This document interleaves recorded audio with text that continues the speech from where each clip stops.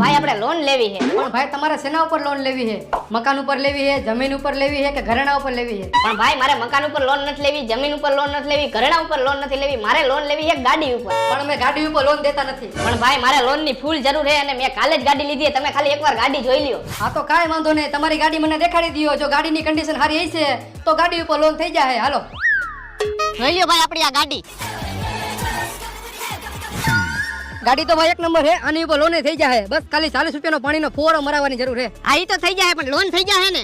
Loan થઈ જાય ભાઈ. પણ તમે કઈ ગાડીનું સમજ્યા હો? આવડિયા ભાઈ ગાડી મારી આ નથી, મારી ગાડી વાહ હે લાલ સનેડો.